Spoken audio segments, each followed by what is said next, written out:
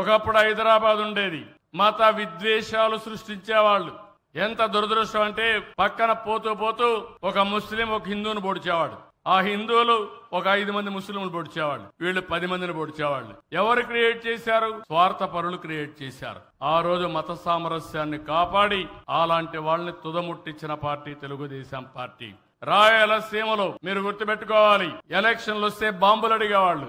అందరూ బూతుల ఎక్స్పెండిచర్ కోసం ఏదో ఖర్చుల కోసం అడిగితే రాయలసీమలో మాత్రం మాకు ఇన్ని బాంబులు కావాలి బూత్ కని అడిగేవాళ్ళు. నేను అనేవాళ్ళు ఇది ఎక్కడ అని. సార్ అది లేకపోతే పని కాదనేవాళ్ళు. అలాంటిది నేను ఒకటే ఆలోచించాను, రాయలసీమకు అన్యాయం జరుగుతా ఉంది.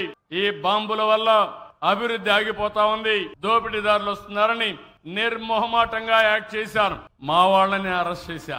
తర్వాత అవసరం తాట తీశా. రాయలసీమలో ఇప్పుడు ముఠాలే లేవు, ఫ్యాక్షన్లే లేవు, చంపుకోవడం లేవు, చంపేది లేవు. వీళ్ళని చూసి సినిమాలు కూడా తీసేది లేదు. ఇప్పుడు ఒకప్పుడు సినిమాలు కూడా తీసేవాళ్ళు.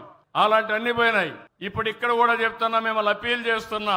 కొంతమంది కావాలని ఒక విగ్రహం ఉంటుంది, అంబేద్కర్ విగ్రహం ఉంటుంది, ఎవరో చూడనప్పుడు ఏదో చేయడం, దాన్ని చూసి ఇంకొక పక్కన ఏ ఎన్టీఆర్ విగ్రహం, మహాత్మా గాంధీ విగ్రహం, లేకుంటే రంగా విగ్రహం అయి ఉంటే దానిపైన వీళ్ళు చేయడం, అంటే విగ్రహాల రాజకీయం చేస్తున్నారు. ఇది మంచిది కాదు. అన్ని దిక్కల్లా నేను సీసీటీవీ కెమెరాలు పెడుతున్నా, నేను వాచ్ చేస్తా. అవసరమైతే అలాంటి వాళ్ళని మాత్రం చాలా కఠినంగా ఉంటామని మరొక్కసారి మీ అందరికీ విజ్ఞప్తి చేస్తున్నా.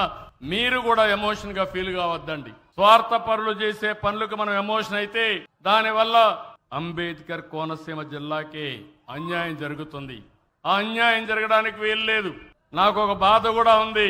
ఒకప్పుడు కోనసీమ, తూర్పు గోదావరి జిల్లాలో నేను గొప్పగా చెప్పేవాడిని. ఈ రోజు చూస్తే అనంతపూర్ జిల్లా మీకంటే ముందెళ్ళిపోతున్నారు. తలసరి ఆదాయంలో, అభివృద్ధిలో ఒకప్పుడు అనంతపూర్ అంటే రాష్ట్రంలోనే వెనుకబడిన జిల్లా, కరువు జిల్లాగా మారిపోతున్న జిల్లా. ఇప్పుడు కరువు జిల్లా నుంచి భాగ్యనగర్ జిల్లాగా మారిపోయింది. ఈ విషయాలు మీరు గుర్తుపెట్టుకోవాల్సిందిగా నేను మిమ్మల్ని కోరుతున్నా.